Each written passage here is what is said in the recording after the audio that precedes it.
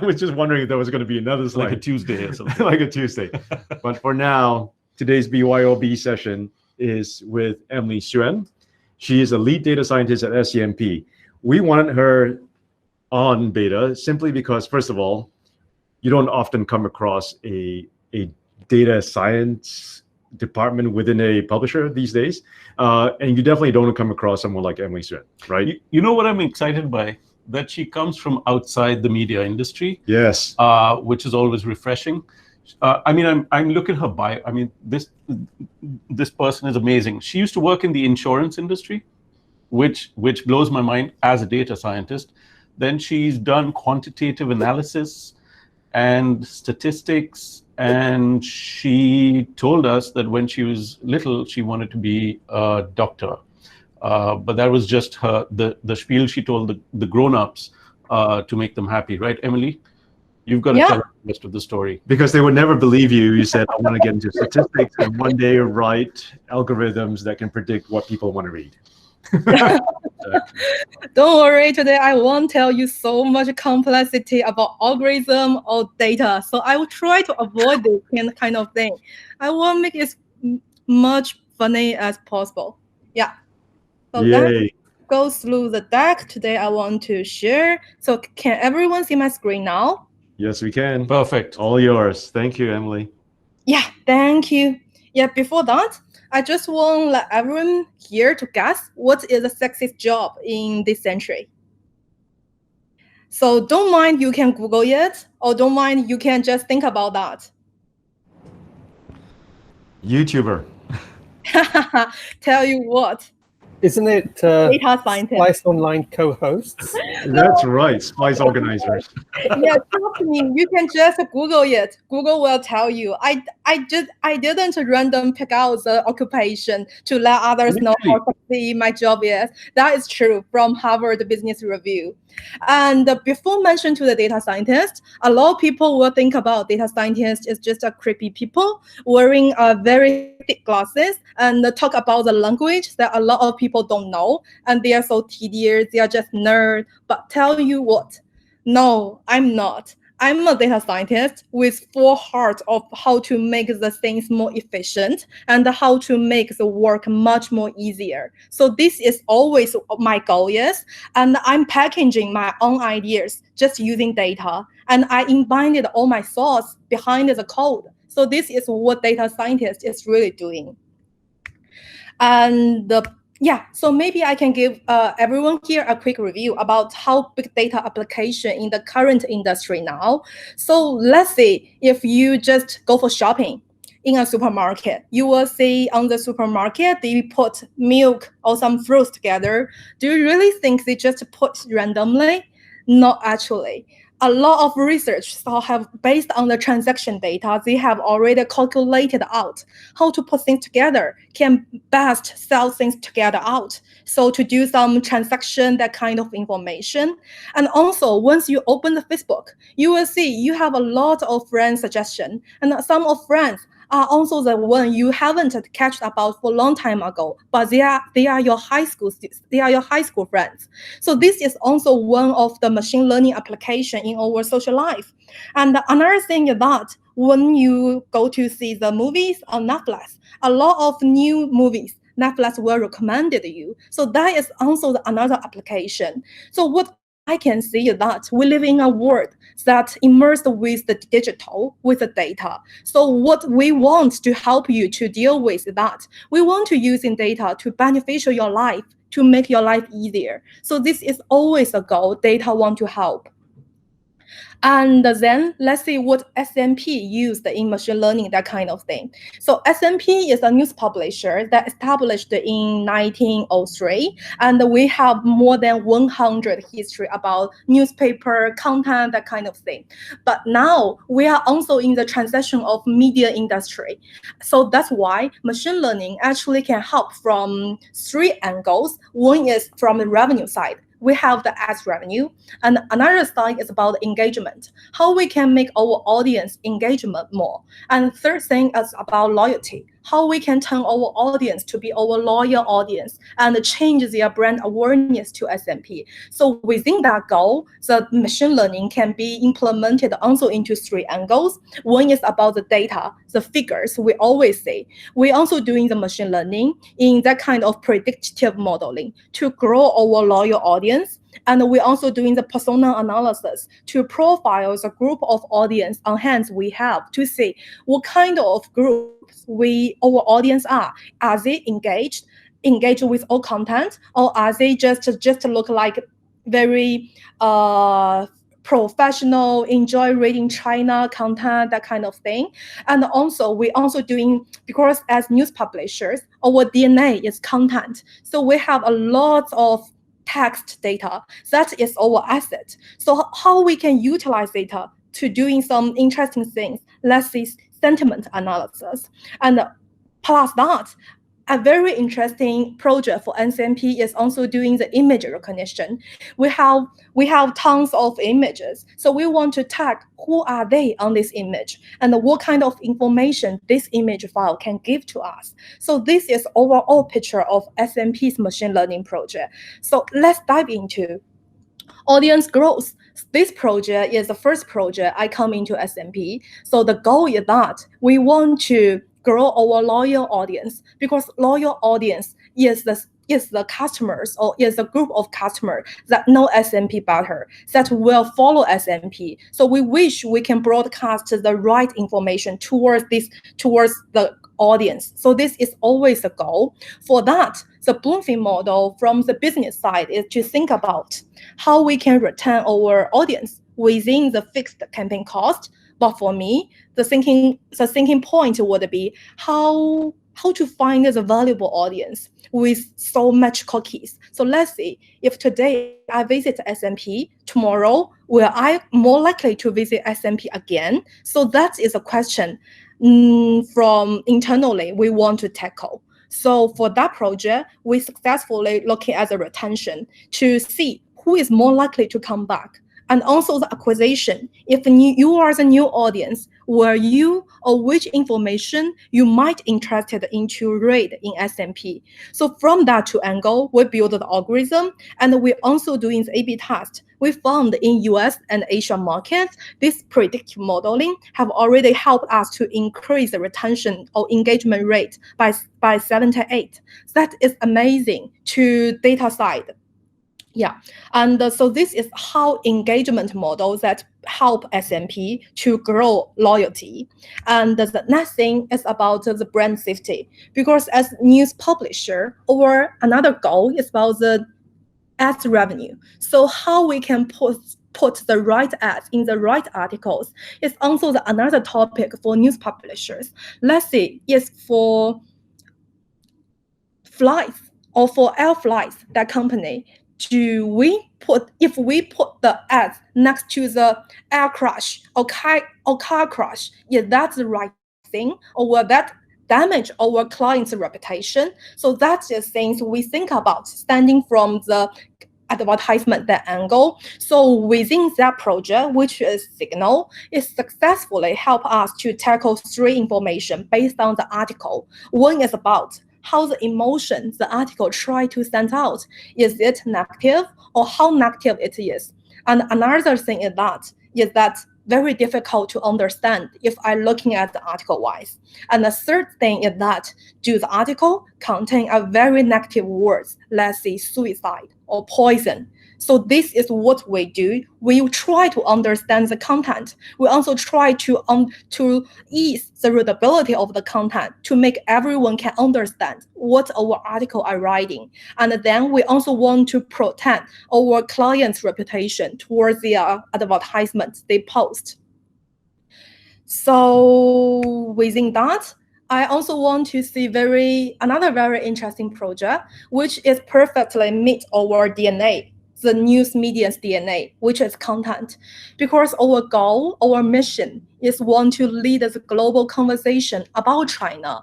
We want to let more people to understand what is really happening in mainland China and what is a fact among tons of news on the currently. So based on that, we also did a web scraping to loading over more than 60 different social platforms in mainland China to telling us now what is trending in different platforms. Let's say for entertainment on Weibo or on Douyin, what is really trending among mainland China? Then what kind of information we can dig into? Or do we need to write articles about that kind of trending events? Or maybe to do some follow-up interviews? So let's say if back to the early stage, coronavirus.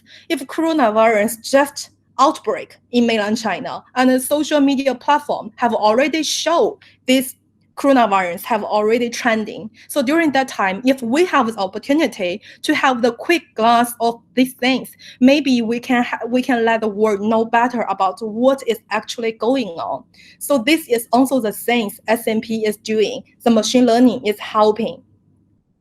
So talking so much about SCMP's machine learning project, actually, I really want everyone to think about what would be the next level about the news publisher to utilize AI. In my mind, first thing is about the social responsibility.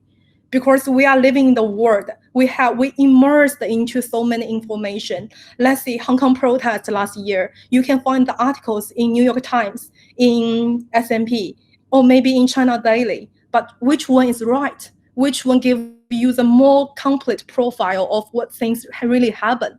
So this is the things our company try to do. So with AI, we want to find the right time and the right content for the right person. In this way, it also fits our audience needs, because for this way, audience can get some more personalized content. So this is the questions we always want to tackle from the AI side. And all in all, we don't want AI to replace people, but we want people can get benefits from the technology. So this is the thing I want to share from the company side. And then for me, I really want to share, and I also want to share something from my own career path. I want everyone to know better about how data scientists can help and what really the kind of these people is doing and how cheerful we are. So this is the things. The picture showing you how SCMP's internal office, we have 5 floors occupied in Times Square, and the internal wise, we have the staircase to link them together. And you can see in the middle part, this is the dashboard, and this is the TV. And on that TV, there is a figure showing every day, each moment, what is the trending articles at this moment for each desk. So this is also done by data team, monitored by our team. So that is most grateful things we are doing. And I think for my career, I always feel like I'm so lucky because I have the passion. All these projects is not about I have to do. It's about I really want to do. Because with that, I can learn such great things for dealing with number. I feel like I have the opportunities to selling my ideas out. And for working with my colleagues, I feel like I'm so lucky I can have the opportunity to work with different kind of people. Let's say editorial teams. I know better about what they are live doing and how content they are writing with. And also working with, let's say, Ellen and Andrea today, I feel like I'm so lucky. I know how the public speech runs and how to moderate all the things. So that's why I feel so lucky and always feel so passionate about the data, about the machine learning project. And now let's meet my team. So you can see left hand is before coronavirus for sure. We're doing hotpot in Haidilao. And during that time, after launch, we even had the team meeting there. And on the right hand, you can see how cheerful we are actually, because at first beginning, the whole company may think about data teams, they are just nerds, they are so quiet. But no, actually we're not. We enjoy our lives so much. We're doing laser gun during that moment when my intern finished her internship. And also, see, this is my routine life. Maybe you will feel this is quite annoying or boring, but actually not, because this is just part of my work. I'm using this part of my work to turn this hidden value into real value. And on the right hand, I will organize meeting to follow up with my stakeholders to let them know how actually this kind of information can help them.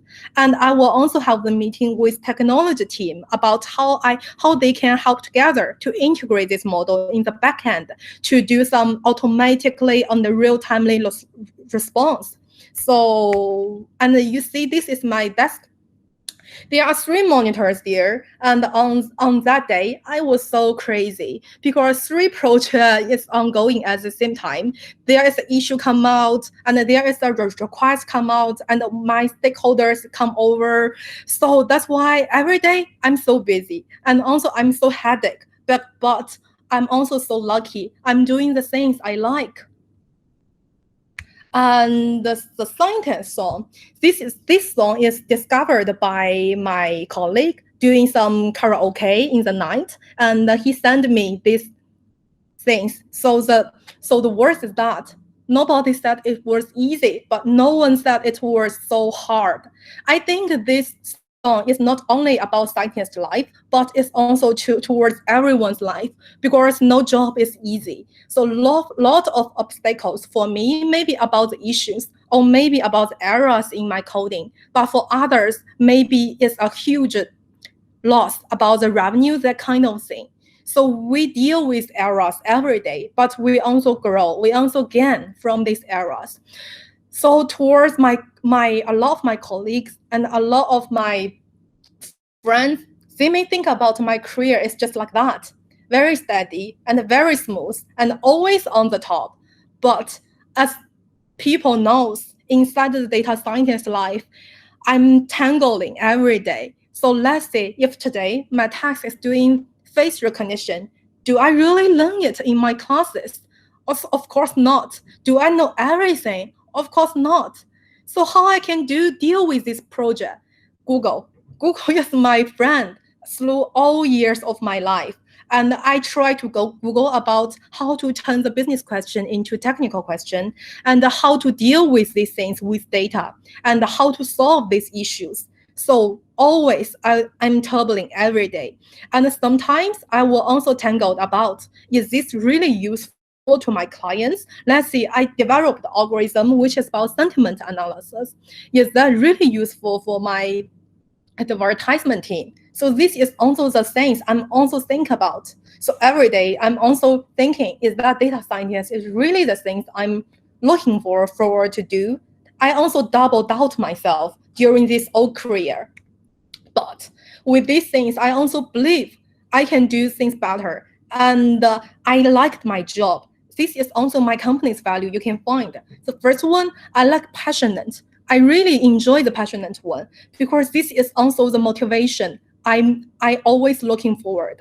Passionate make me to be a dreamer, because with that, I can think about what things I can further do or extra doing. And then curiosity is also my another characteristic I should be saying, because with curious, I'm thinking about, is that the current project good enough, or do we need to add on more layers? So that thing makes me to be a doer. And then the last thing I enjoy the most is about diverse and joyful, because for me, working have already occupied my more than 70 or 80% of my time. So how I can enjoy from work is the things everyone should be think about. So if I enjoy my work, that means my life is really relaxed. So these are the things I really want to share to everyone, passionate and enjoyable. And the last but not least, I feel like these things is always the things I'm thinking about. So currently, do I like the job, or do I enjoy the work I'm doing? Or even it's a project, or even it's a short task, do I really enjoy it? So if everyone here, if you haven't found the things you really enjoyed, just looking forward and try to find. So this is the last things I really want to share to everyone here. So that's it from today's sharing. Yeah. Emily, that's amazing. I wish I had the same clarity about my life and my career when I was starting out. But it sounds like I'm not sure how many years you've been out in the workforce, but it sounds like, you found something that matters a lot to you. Yeah. And you approach it with such great curiosity, which I think is amazing. So I have a question. So when you were considering this role at SCMP, were you just coming out of doing a master's program? That is very interesting topic, Before that, I read an article. Actually, very few people really doing the things they hold the major in. But for me, the reason why I choose to be the data scientist is not about major. It's about my own interest. Honestly speaking, I'm very bad at my Chinese. So that's why I choose mathematics instead. Yeah, and even to come into my career, the first job I take is to do some data visualization and the business intelligence. And during that time, I find myself, I'm not so interested into only build the dashboard. I'm more interested in to find out the reason or find out the insights of why we can benefit from this kind of data. So that's why I always turn myself or adjust myself to find the things I really like. Yeah, so I was curious, when SCMP first got in touch with you, were you thinking this is kind of crazy? This is a media company that wants me to do what? To help them think about what? Or did you answer a job ad? I'm curious about your journey into media or into news. That's right. And you must have thought, this is crazy. These guys don't even have numbers. The industry doesn't talk about numbers that way. Were you thinking, this is insane. What am I doing? Not really. I'm thinking in the opposite way. I approaching to the job instead of SCMP approaching to me. And the way during that time I'm thinking about the news publisher is because it's digital, it's medium, and all the things is about internet. Because the news publisher is far more different from before. Before it's about newspaper, and the information sent out is by paper, but now it's by digital. How we can reach our audience and how we can send the information to the right people is very fascinating things to me. So during that time, I think I really want to try while I see that post.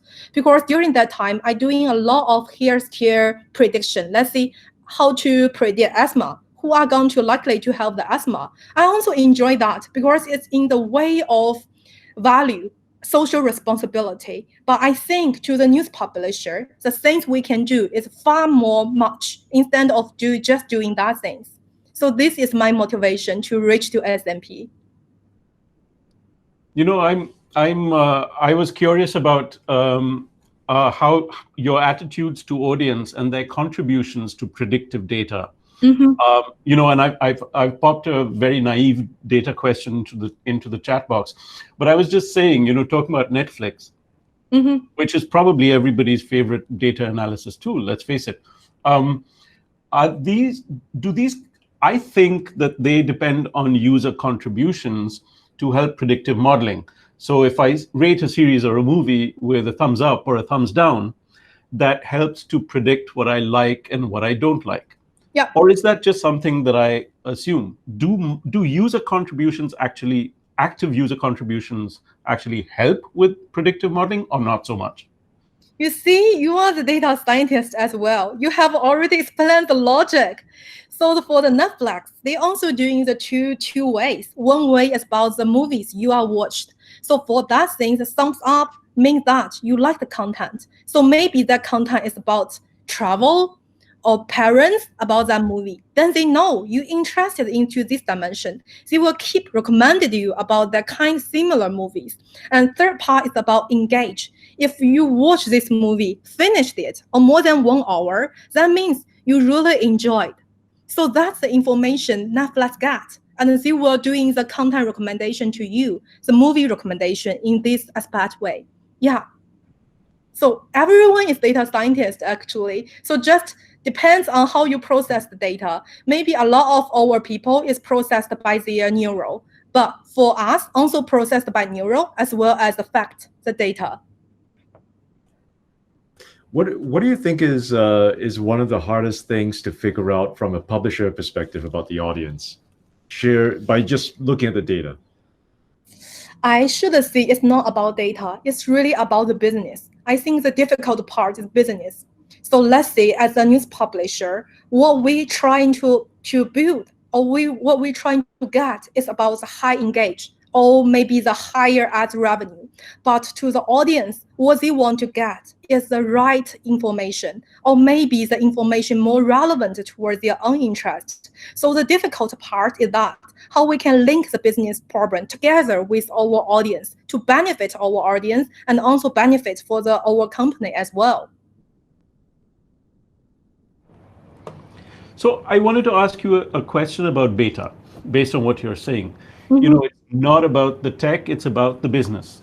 And it's about using your data to make business assumptions and business decisions for yourself. So for example, even on beta, on this Splice beta thing that we've been doing, our little media festival, I'm going to give you a live example. So we've been doing this for a month. Like, this is literally the end of our 4th week. We had really high numbers in the beginning. People coming to the sessions and engaging a lot, but nobody was really watching a whole lot of YouTube videos. Now those numbers have inversed massively. So fewer people come to the sessions as we've gone through the month. But our YouTube viewership has gone up. Our daily average user scores have gone up on our website. What business decisions should I be making from this as a tiny little media company? I feel like your question is very marvelous, because that is also the question SCMP always think about. Because no matter for each company, more users or more traffic is a good thing. But the next question is that really valuable, or is that really important to the company? So that is the engagement or the quality users we are think about. So yeah, because we also doing that project before about how we can grow up our engagement users and the quality users. And to tackle your question, I think the first thing we need to think about together is that how we define those users are really important, are really valuable for beta. Let's see, time, for sure, and how many sessions or how many views he viewed in the past 30 days. So let's see. Then we can think about how we can to do more lookalike users, just like this kind of users. So that is one thing. And another thing is that how we can retain these users. If they have already liked beta, how we can better improve beta's video or content to let them retain, to let them know beta can always there for them. So this is the 2 things to think about. That's really good advice. I'm learning about empathy, which is something that all the design thinking folks talk about. But it's fantastic to hear it through a data lens. That data can help you with empathy or lead you towards empathy. Data can. Because at the first beginning, I mentioned about data, if you just put there, it's just a number. But if how you turn it into the value, that is the asset. So this is the job of a data scientist doing. We are not nerds, so this is always things I'm telling people. You are awesome. Speaking of awesome, let's get Simon here to ask his question. Simon, you want to tell me? Yeah, I'm really interested because you guys have pivoted this year away from growing a big audience at scale for free to looking at now trying to drive some subscription. Yeah. And all of us around the world look at what the New York Times has done over the last 5 years to turn their business into a primarily subscription revenue-driven business, and everyone has that up as the kind of gold standard. I've noticed by reading and listening to their earnings calls over the last 4 or 5 quarters that average revenue per user metric is kind of going down, and it's a hard thing to sustain. So I was really interested in just understanding, now you're moving into that world of focusing in on that, like how do you quantify the value of a user? Because there's a big difference between somebody who comes for free and somebody who you now want to try and get in and get a paying relationship with you. Yeah, I think by that question, before doing the paywall or before doing the subscription model, we have already considered about how to quantify our quality users. During that time, we utilize different angles of the traffic-wise. One is time. Another is about the sections frequency these users come to SCMP. And the third thing is about the online engage. Let's see how many comments or how many share this person used to share our SCMP's articles. And we combine all these kind of angles together to make out the index to reflect how engaged or how quality these users is in the past 30 days. And this index, this score will refresh every day. So then we will go to the most fresh hand things towards these users. Then comes to the paywall. So because with paywall, we will know we will lose traffic for sure. But even we lost that, do we really lost our quality users? So this is the things we think about. So this is also the before paywall, the things we did, and we did the preparation. And doing the paywall, so always reminding us, don't lose our quality users. So for flybys, it's okay. Because for flybys, if our content is good enough, we can always win them back. That's very well articulated. By the way, Simon says he would love to vote for you for Hong Kong Chief Executive. So would we. So going back to the point about when you guys moved to the subscription paywall, was that a very difficult decision internally? Because were the numbers overwhelmingly supportive of a paywall, or was it like 50-50? I think for me, from my angle, whether we are ready to move into the paywall, that is very depending, because the situation is always changing. And let's say this year, economic environment is keep changing. So we don't know whether we are ready. But for sure, the reason why we make decision at this year, because we saw our customers pool or our audience pool have already large enough, and we have the confidence towards our own content. That is our own DNA. We think we have the potential to retain more audience, stay over, even with subscription models ongoing. So this is the things we foresee. And the difficulties, of course, there would be, because the traffic situation is so bad. So it's really the subscription rate met our expectation. We are also trying. So this is the things what I know and what I think. Okay. Yeah. Listen, I want to ask Shirley's question. Shirley's saying her mic isn't working very well, but I'm going to read it out. Yeah. What advice would you give to teams who are working on data to keep their assumptions in check and not taint the data? Nice question. And for the sentiment analysis, how do you take into account cultural nuance? Cultural nuance? Could you explain on that piece? So culturally,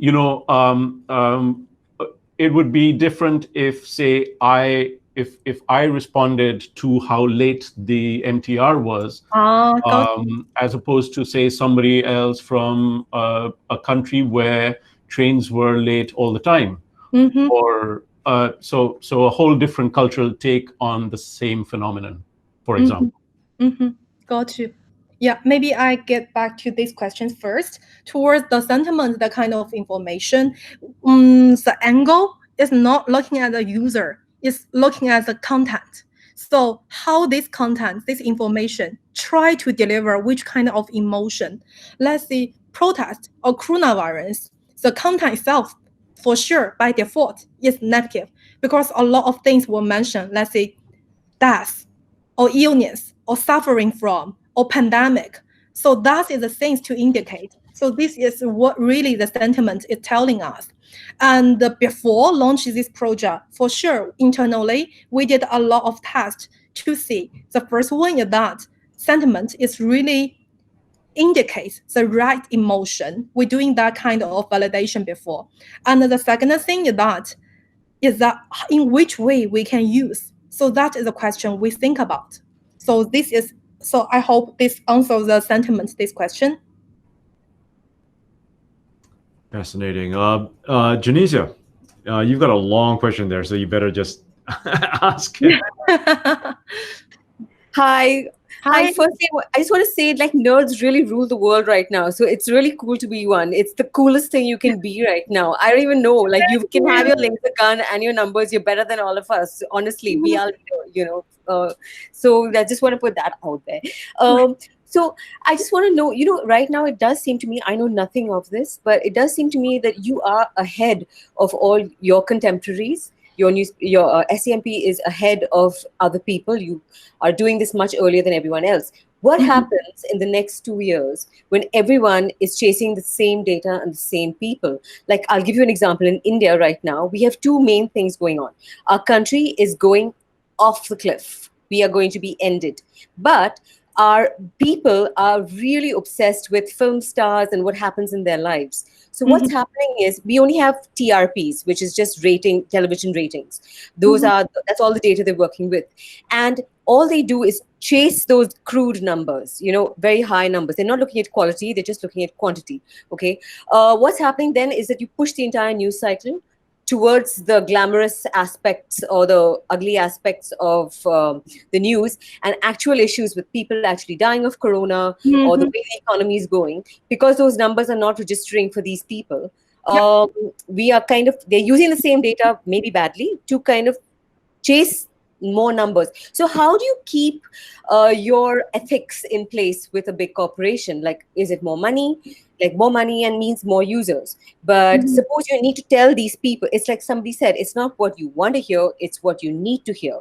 So how do you balance that with the data? And does it show you, does it have any kind of insights into whether today I'm listening to all these really loud, glamorous things, but actually I could also be interested in something else, and you decide how to present that to me because you know how my mind works. So that's two questions. One is what happens when everyone reaches the same level as you, and the second thing is, can you fine tune it to create a more productive sentiment amongst your readers? Yeah, I feel like this is a very great questions, because I also want to try to recommend a movie from Netflix. It's about social dilemma. Yeah, I don't know whether you will watch that before, but I think that topic is also the social media platform and a social newspaper need to think about.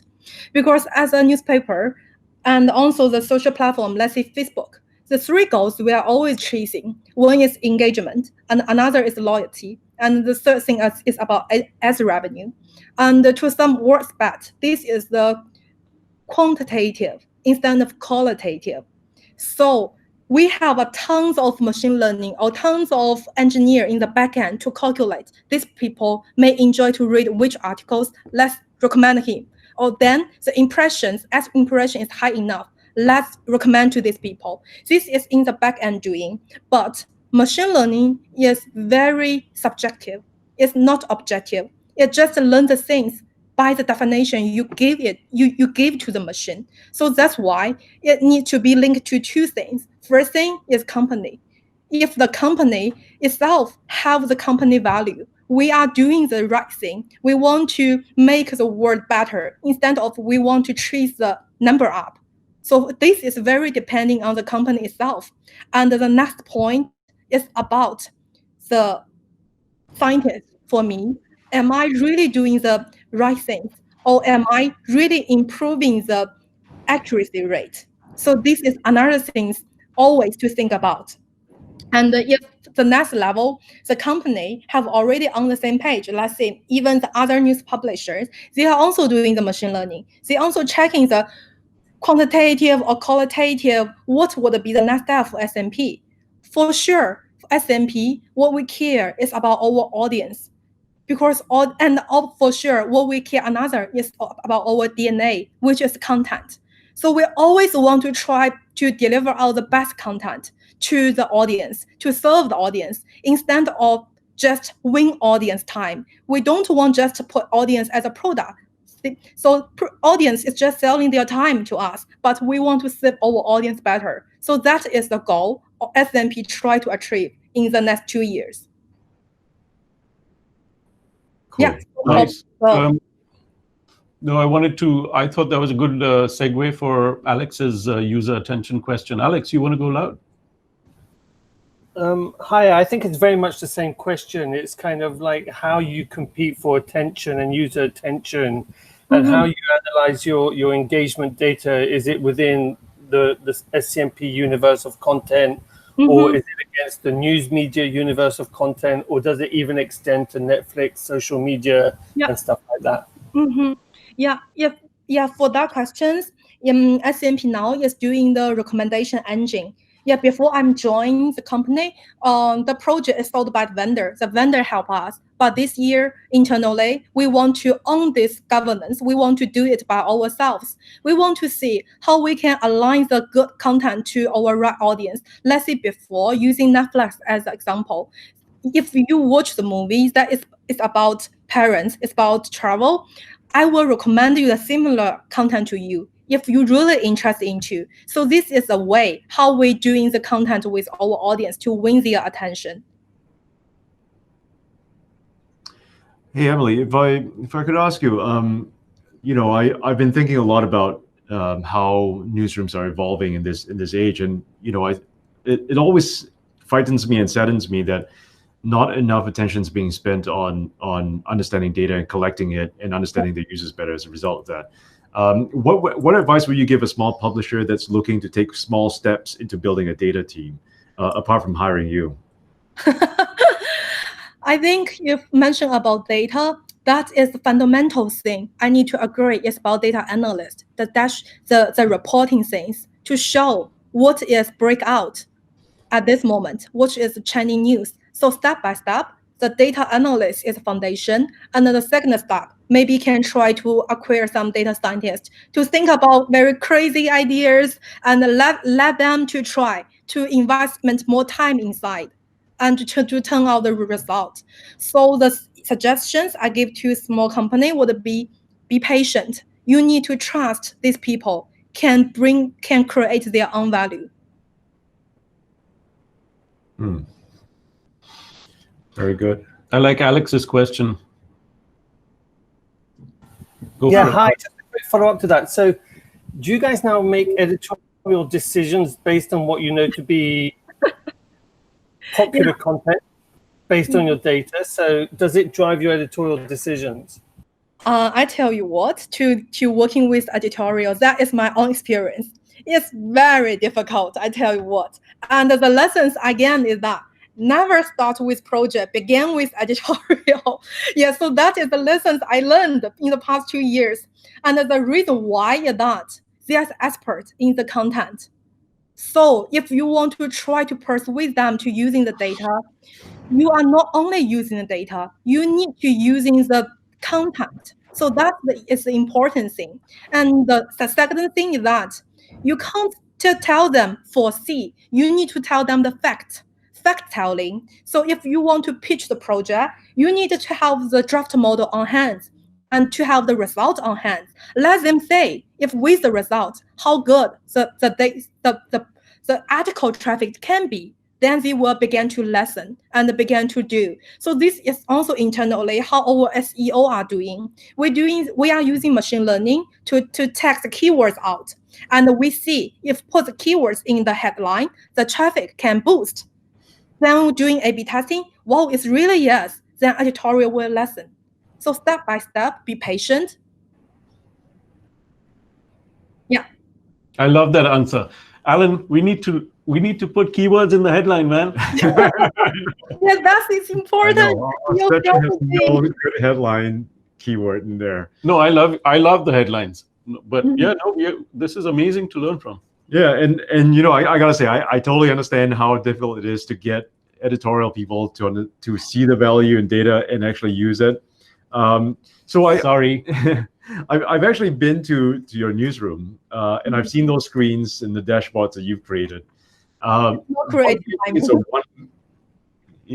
is the one metric that is least, or rather most undervalued there? What do you think that the editorial team needs to really look at in terms of one single metric? Engagement score.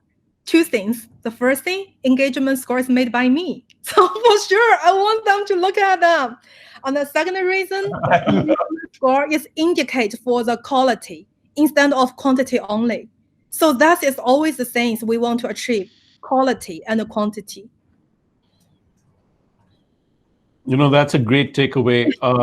We are a tiny media startup, literally 3 people, and we work with media startups in Asia because, well, we're fans. I keep telling Alan the reason we do this work, the reason we do Splice is because we're fans of all these media startup founders and the amazing things they do. Emily, we're going to have to wrap this, but I just have to say, the insurance industry lost a great mind. We're truly so happy to have you in the media ecosystem. We have so much more to learn from you, from not just your knowledge, but from your enthusiasm and your passion and your curiosity. Thank you so much. Thank you so much for being here. Thank you, I hope Emily. everyone enjoyed my time. Yeah. We need more of it. We need more of your time. Absolutely. Thank you so much. Thank you. Have a great weekend, everybody. Yes, Nerds Rock.